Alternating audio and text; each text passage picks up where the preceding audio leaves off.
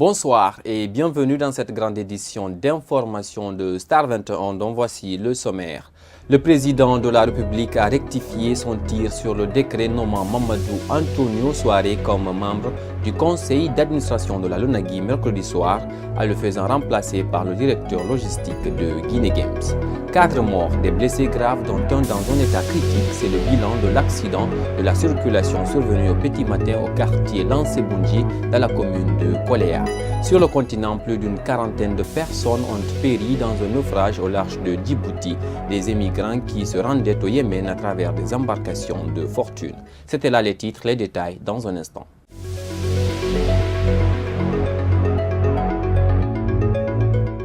À la une de l'actualité nationale, dans un décret, le président Alpha Condé est revenu sur le décret du mardi. En effet, Mamadou Antonio Souaré, le président de la Fédération guinéenne de football, qui a été nommé le 29 janvier 2019 comme membre du conseil d'administration de la Loterie nationale de Guinée, a été remplacé par Ibrahima Sori Kamara, directeur logistique de Guinée Games. Selon les informations, ce revirement est dû à l'incompatibilité entre la fonction de Antonio Souaré en tant que président de la FEGIFOOT et de celle de membre du conseil d'administration de la LONAGUI. Éducation dans cette édition sur le sort des enseignants contractuels qui ont remplacé les titulaires durant la grève du SLEG. L'on se pose des questions. Quel avenir pour eux quand on sait que le 21 janvier dernier, le ministre de l'Éducation leur a demandé de se soumettre à un test. Pour eux, c'est une trahison, n'est-ce pas, Aliou Diallo? Engager ces contractuels dans la fonction publique est la cause que défend le syndicat national de l'éducation. Aujourd'hui sous menace d'être laissés pour compte après 3 mois de service, ces remplaçants des enseignants titulaires sont déterminés. Nous approuvons cette mesure du président de la République, mais nous remarquons que par endroits, il y a des esprits malins qui veulent profiter de cette situation pour insérer d'autres noms, d'autres personnes, des copines, des copains, des amis, des tantes, des cousines, des sœurs, et d'autres aussi par le biais des moyens financiers. Et nous voudrons vraiment avoir un œil regardant sur leur situation. Et c'est pourquoi nous avons dit que nous allons les défendre jusqu'à ce que la parole présidentielle qui a été donnée, qui est celle de les engager, de les reverser dans le personnel du corps enseignant, soit vraiment une réalité effective et objective. Pour amener les autorités éducatives à prendre en compte les revendications, le syndicat national de l'éducation compte user de tous les moyens. Le système éducatif est beaucoup plus secoué par des manifestations, des crises scolaires intempestives.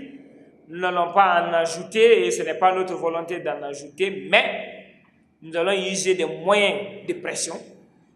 Si je dis moyens de pression, des véritables moyens de pression qui ne feront pas faire perdre les élèves des cours, mais j'ose croire qu'il y aura un déroulé de stratégie qui sera axé essentiellement sur les moyens de pression vers la partie gouvernementale, vers les ministères, vers la primature, vers la présidence. Les enseignants contractuels, quant à eux, rejettent toute idée d'un test de recrutement à la fonction publique.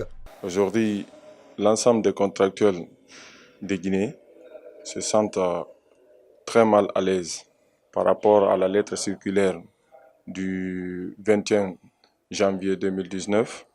La question des textes ou d'évaluation ou de concours est rejetée par la coordination avec la plus grande énergie. Nous ne ferons pas de texte ni de concours, c'est-à-dire nous rejetons le texte sous toutes ses formes. L'éducation guinéenne risque-t-elle une autre crise? Les jours à venir nous le diront.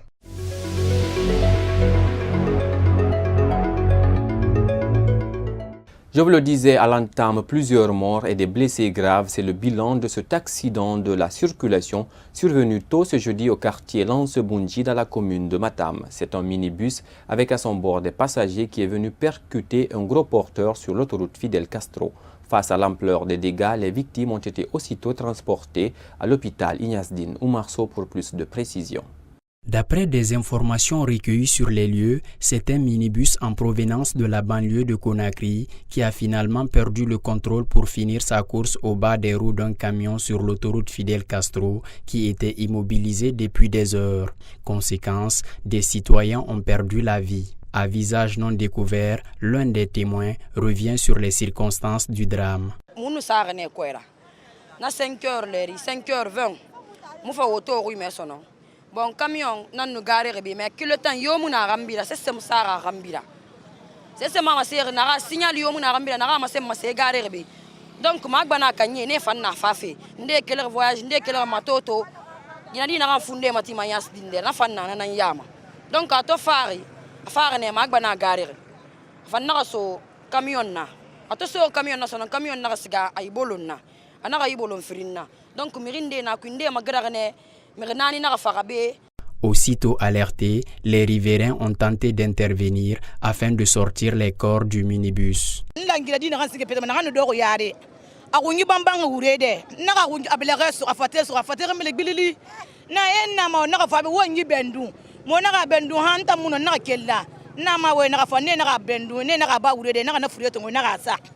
Après giso faire na kanu na woto regife ena na fam bendu na fan na kasa aga parenti mona na fam bendu na fan na kasa yigi na di bore na kansa yigi da mona na bin bendu après ntan na kata ganso no yigi na di bore mo gitan no na ma we na fafa ne na bendu ena ka tongo na kasa mona sakatala ndi na fafa ko mona ka nyeta ko mona woto so mona keli yimi ri fa ka dongo ena rena na mona ne tongo mona ka go mona resa mota mfa keli beso mo fa boti so na mo bombo wada kala. Sur la chaussée, des traces de sang, des pépites de vitres, des chaussures ainsi que le reste des condiments y étaient déversés. Les corps, par contre, ont été conduits à la morgue pour identification. On a reçu pour le moment, dans l'accident, 4 corps. 3 hommes et une femme. Pour le moment, d'après les parents qui sont passés voir les corps, ils ont identifié 3 corps. Il y a Ousmane Bangoura, Ibrahima Khalil Konaté et Buntrabi Kamara. Pour le moment, le 4e corps n'est pas identifié. C'est devant la passerelle du Palais du Peuple que le camion a été immobilisé. Le minibus, par contre, d'après des témoins, aurait été transporté à la police routière de Bonfille. Restons dans ce cadre pour dire que face à la recrudescence des cas d'accidents de la circulation, les citoyens rencontrés ont dénoncé le comportement des usagers de nos routes. Suivez. Selon moi, il faut sensibiliser. Premièrement, il faut sensibiliser les chauffeurs, tout le monde, à travers les médias, les sensibilisations, même des porte à porte, c'est important aussi. Il faut sensibiliser les gens, contrôler. L'État doit prendre ses dispositions, contrôler les chauffeurs, à qui donner les permis de conduire. C'est mieux. Par ailleurs, ces mêmes citoyens interpellent les autorités à plus de responsabilités dans le cadre de la sécurité routière. Sur le tronçon là, la nuit, des fois, les lampadaires que vous voyez là, ça ne s'allume pas. Et quand ça ne s'allume pas, les camions sont garés, il n'y a pas de signalisation, de triangle de signalisation. Même si tu n'es pas en panne, tu peux mettre, si tu es garé quand même, tu es stationné, tu peux mettre un triangle de stationnement pour éviter les dangers qui viennent derrière toi. Bon, ce matin, vraiment, je suis très déçu de voir cela. Le gouvernement n'a qu'à prendre des dispositions afin de sécuriser très bien la circulation. Sinon, comme ça, là, nous avons de la merde à voir, vraiment.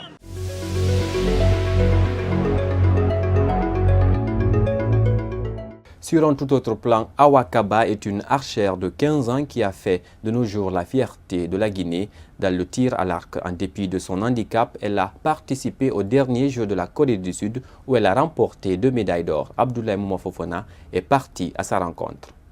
Le tir à l'arc est un sport de précision et de concentration dans lequel les compétiteurs tentent de tirer leurs flèches au centre d'une cible avec leur arc. Née le 23 octobre 2004, Awa est issue d'une famille dont le papa est gendarme et la maman est ménagère. C'est grâce à ses amis que Awa est tombée sous le charme du tir à l'arc. J'ai appris le tir à l'arc parce que parfois je venais ici, je voyais mes amis et j'ai décidé que ma maman qui vient de passer, elle m'a encouragé, elle m'a donné que de venir pratiquer. C'est une histoire très simple et j'ai commencé de faire le tir à l'arc. Kaba avait représenté la Guinée lors des derniers Jeux organisés en Corée du Sud, où elle a remporté 2 médailles d'or. Infirme de son état, pour Awa, c'est pas un complexe et il lance un appel aux autres infirmes qui ne vivent que de la mendicité. Ça se passe bien et depuis que j'ai commencé, j'ai déjà fait un voyage dedans qui était à Corée du Sud. On a fait même une compétition là-bas.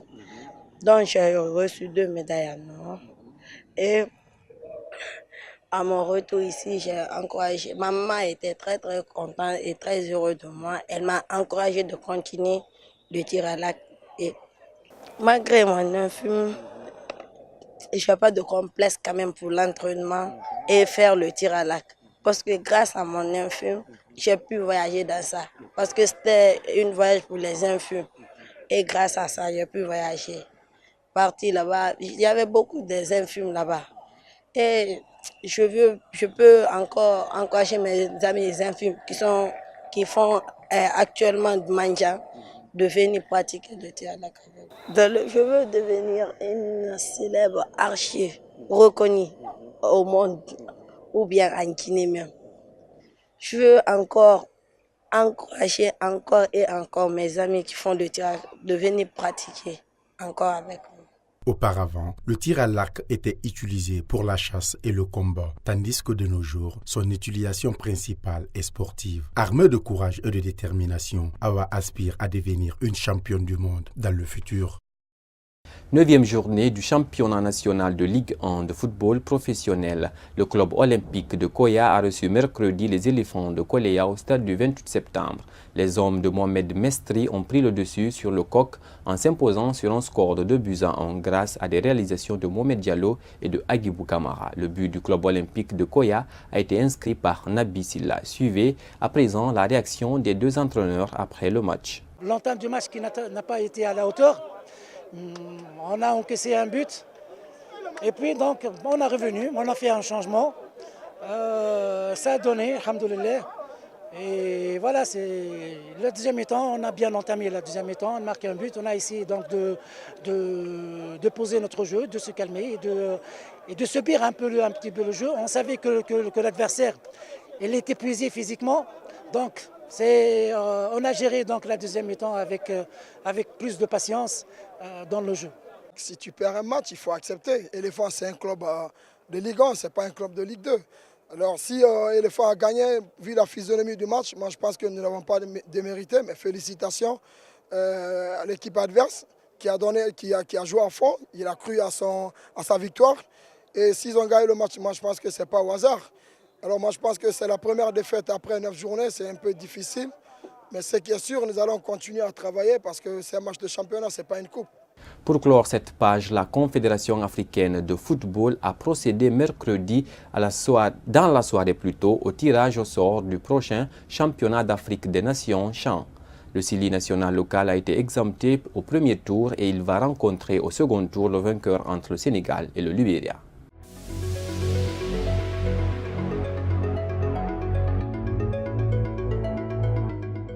Sur le continent, au moins 43 immigrants sont morts noyés et des dizaines de portés disparus dans la localité de Godoria, située sur la côte nord-est de Djibouti. À bord de 2 embarcations surchargées, les migrants se rendaient au Yémen lorsqu'ils ont été pris par une mer agitée 30 minutes après leur départ. Le bilan provisoire fait état de 43 morts et des dizaines de portés disparus. Seulement 16 survivants ont été retrouvés. Selon des témoignages sur place, de nombreux corps sont restés sur la plage. Certains sont à moitié enfouis dans le sable. Les recherches se poursuivent, mais l'espoir de retrouver des survivants reste probable. D'après l'OIM, cette zone est devenue depuis 2009 une importante route pour les émigrants éthiopiens et somaliens. Pour finir, la pratique de la chasse au lion élevé en captivité a longtemps fait l'objet de controverses en Afrique du Sud, où un grand nombre d'animaux sont confinés dans des enclos entourés de clôtures électriques. La chasse au trophée est une industrie de 36 millions de dollars, mais les parlementaires ont été encouragés par des campagnes mondiales très médiatisées pour réclamer sa disparition.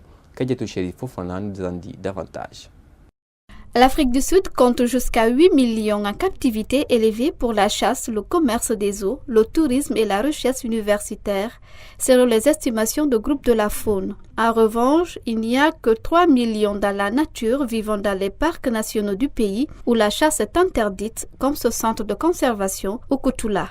These animals are really cute, they're really beautiful, and you know, if we can get the public also to have this feeling of love for the animals and become involved in conservation, you know, real meaningful conservation, then I think these animals also stand a chance of surviving.